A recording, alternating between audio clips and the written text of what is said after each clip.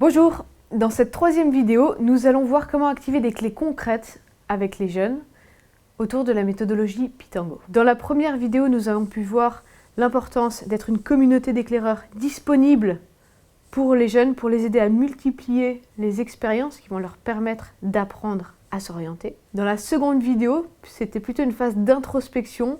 Moi, éducatrice, quelle est ma posture? Quel est mon rôle auprès des jeunes qui m'entourent? Et cette troisième vidéo a pour objectif d'activer des clés concrètes à mettre en pratique dès demain pour aider un jeune à se mettre en mouvement.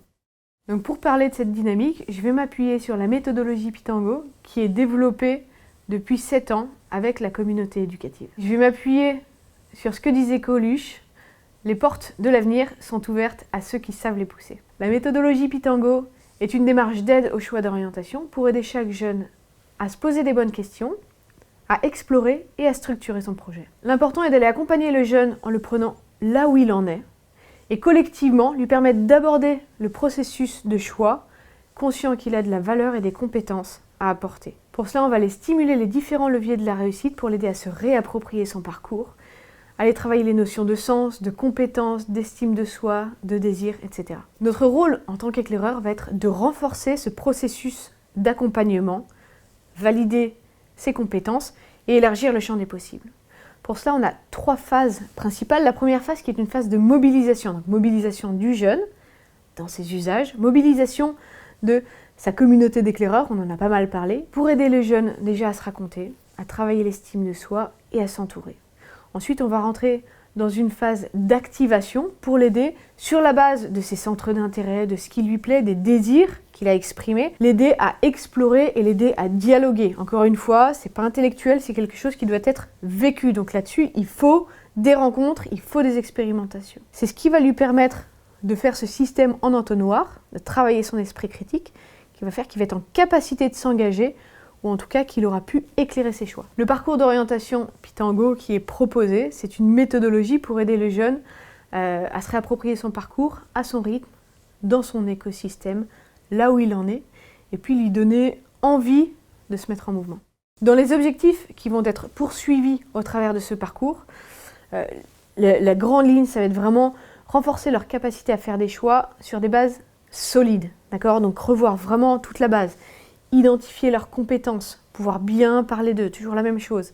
Favoriser l'estime de soi, notamment en faisant intervenir d'autres personnes qui vont leur permettre de rentrer dans une dynamique plus long terme parce que accompagnés. La phase d'exploration, elle est essentielle, l'exploration des domaines, l'exploration des métiers, exploration des parcours. Et la dernière, c'est la structuration du projet. Le jeune aura énormément de moments pour parler de lui, pour parler de son projet, que ce soit très court à un dîner, que ce soit avec une conseillère d'orientation X ou Y. Voilà, ce qui est important, c'est que dans sa tête, il sache être pertinent et optimiser ces moments qui lui permettront de grandir dans son projet. On propose une méthodologie avec des outils dont l'enjeu va être de favoriser le binôme parent-enfant ou le trinôme éducateur parent-enfant pour avoir une démarche long terme. Les outils sont d'une part pour les jeunes des outils pour valoriser leurs compétences. Donc vous verrez une application mobile, on va en reparler un petit peu, qui est accessible gratuitement. Elle propose une démarche progressive et exploratoire. D'abord des vidéos, professeurs, conseillers d'émissions locales, coachs, aventuriers, etc., qui vont pouvoir permettre d'aborder différents thèmes de l'orientation et aussi aider le jeune à se mettre en mouvement sur des choses très précises du type définir mon objectif, valoriser mes expériences professionnelles. Voilà.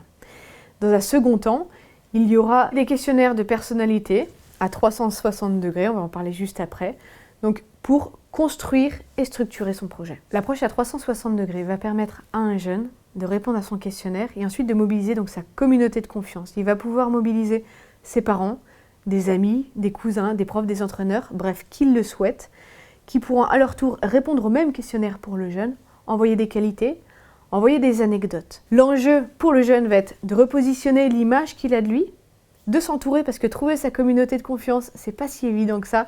Et là, les éclaireurs ont vraiment un rôle important pour les inspirer, toujours favoriser cette notion de regard croisé. Et va permettre également à un jeune d'aller chercher et d'alimenter son vocabulaire personnel. Et le carnet de bord va permettre aux jeunes d'avoir un support pour approfondir ces tendances obtenues dans l'application mobile et structurer son vocabulaire personnel pour apprendre à bien parler de lui sur un CV, dans une lettre de motivation, sur un entretien, avec toujours cet objectif de dire « ne laisse personne passer à côté de toi ».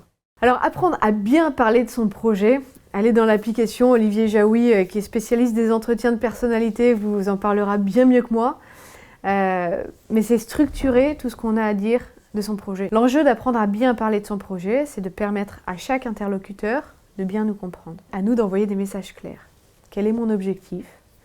Qui je suis? Quelles ont été mes démarches exploratoires aujourd'hui? Qu'est-ce que j'en retiens? Aujourd'hui, quelle est l'adéquation éventuelle entre le fait de postuler à telle et telle école, mettons, et puis mon profil, donc l'adéquation. Et derrière, quels sont mes besoins aujourd'hui pour avancer? Parce que toute personne rencontrée est une personne ressource. Juste un petit point sur la communauté d'éclaireurs aussi à disposition. On a bien compris qu'il y avait des ressources physiques, ça je ne vais pas revenir dessus. Favoriser le aller vers des jeunes, extrêmement important, les accompagner là-dedans. Toutes ces étapes qui peuvent être des barrières pour les jeunes, passer un coup de fil, etc. Donc vraiment notre rôle est de les accompagner là-dessus. Mais également d'organiser l'information, la recherche d'informations pour eux.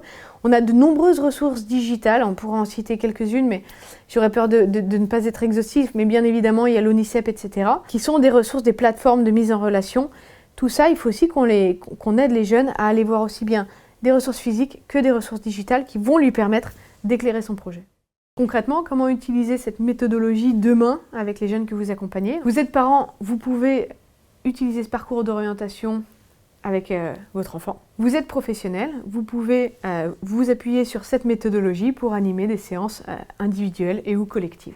Pour cette troisième partie, l'exercice que je vous propose, ça va être de mettre en pratique concrètement cette méthodologie. Vous êtes prof, vous êtes mentor, vous êtes parent ou autre, vous souhaitez simplement aider un jeune que vous avez identifié. De façon très simple, vous pouvez lui proposer ce parcours d'orientation, ça va lui permettre d'avancer étape par étape. Les vidéos, vous pouvez les regarder ensemble si vous le souhaitez. Ensuite, n'hésitez pas à lui proposer de l'aider à identifier sa communauté de confiance. On ne pense pas toujours aux cousins, aux entraîneurs, etc. Donc voilà, soyez aussi là pour l'aider à maximiser un peu cette notion de regard croisé. L'expérience est hyper bienveillante et l'impact sur l'estime de soi est très fort. Voilà, donc soyez à ses côtés pour l'aider à oser, à faire ce pas de côté et s'engager là-dedans. De la même façon, soyez présents. Si jamais vous êtes sollicité, prenez le temps de bien répondre aux questions. Alors vous ne saurez pas tout, mais c'est évident, mais c'est pas grave. Votre avis compte et prenez du temps pour lui citer ses qualités, des choses un peu bien senties. Essayez de réfléchir à des anecdotes concrètes parce que ça va vraiment l'aider à parler de lui. Et vous aurez, bien évidemment, dans un premier temps, c'est une dynamique, c'est numérique, c'est du digital, mais derrière, allez en parler avec lui. Accompagnez-le dans la phase d'exploration. Dites-lui que tout ce qu'il fait va être utile. Encore une fois, donnez du sens aussi à cette démarche. On ne fait pas une démarche pour une démarche, on fait une démarche parce que ça répond à un objectif et un besoin. Donc soyez là pour insuffler une dynamique long terme qui va lui permettre d'éclairer ses choix. Concrètement, vous remarquez ensemble qu'il ou elle aime les chiffres. N'hésitez pas à le renvoyer vers votre voisin comptable ou vers le prof d'informatique. Ils pourront discuter de comment eux-mêmes ont fait leur choix sur ces bases-là. Vous voyez que ce jeune est plutôt manuel, d'accord? Et il a des choses à dire par rapport à ça. Eh bien, il pourrait peut-être passer une après-midi chez son oncle ébéniste, d'accord? Donc n'hésitez pas à recréer du lien, non pas sur une finalité de métier, mais bien sûr une finalité de centre d'intérêt partagé, de connaissances de parcours. Et toujours pour favoriser la continuité éducative, incitez-le à prendre rendez-vous avec la conseillère d'orientation, à aller dans la maison de quartier, à aller au salon de l'étudiant, à aller sur le site de l'ONICEP, à aller aux journées portes ouvertes, à aller discuter avec leur cousin étudiant qui a fait telle et telle chose. Cette dynamique, cette mise en mouvement, plus ils le font maintenant, plus ils seront en capacité à s'orienter et avoir les bons réflexes tout au long de leur processus de choix. Entre les vidéos, je vous encourage fortement à pouvoir échanger, partager entre vous avec des personnes qui ont les mêmes préoccupations, qui sont dans la même démarche que vous, votre conjoint, un prof, une équipe pédagogique, des amis, etc. La valeur de ce parcours viendra très clairement de tous les échanges que vous pourrez avoir avec les jeunes, mais également avec d'autres éclaireurs. Donc inspirez-vous les uns les autres. Si vous souhaitez approfondir à titre individuel cette démarche, réaborder des notions, avoir accès à des exercices pour travailler votre posture, votre rôle, vous pouvez commander ce livre. Et si vous souhaitez proposer une formation aux personnes qui accompagnent des jeunes dans leur choix d'orientation, professeurs, conseillers d'orientation, bénévoles, mentors, tuteurs, etc., n'hésitez pas à nous contacter pour échanger sur vos besoins.